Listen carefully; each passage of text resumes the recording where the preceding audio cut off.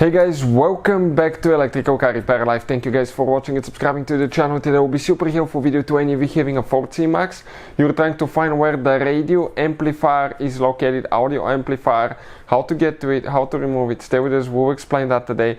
Now, that should work on Ford C-Max generation from year 2012 to year 2019. So make sure to stay till the end and we'll explain what needs to be done. Before we start, let me tell you a little bit about us, guys. Every single car we get here at the garage, we try to make at least 2 to 300 free repair videos. Why we do that? Simply because our mission at the shop is to save you as much money as we can. All we need in return, please subscribe to the channel, like the video, that way we can keep making these absolutely free videos. Another thing, if you want to save quite a bit of money on car parts, tools, anything for your car, guys, check out the link in the description of the video below. That's where we get all our tools and supplies from. So let's go ahead and start on it now. So let's explain what we did here, guys. One thing, in order to get to the radio amplifier, it's a really unusual location due to the fact that the C-Max actually is built for hybrid vehicles as well, hybrid platform, so it's not usually in the trunk. On some regular models it may be there, but most of the times will be behind the glove box.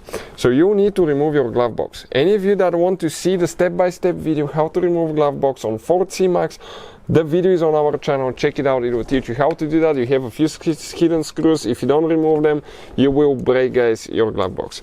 And once you remove it, you come right here, guys. This is your radio audio amplifier, which in this case it's super easy to remove, guys. You have one bolt here that you need to remove.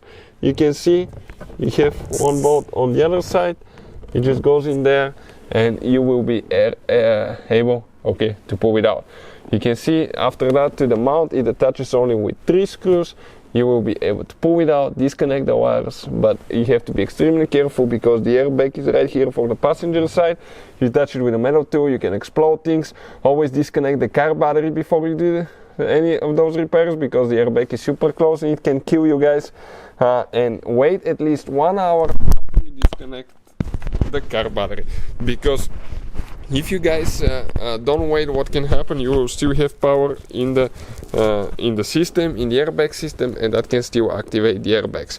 Now, disconnecting the car battery doesn't mean that still things cannot go wrong. I recommend to work on airbags or close the airbags only if you're qualified and certified, so consider this only entertaining video and not a how-to video.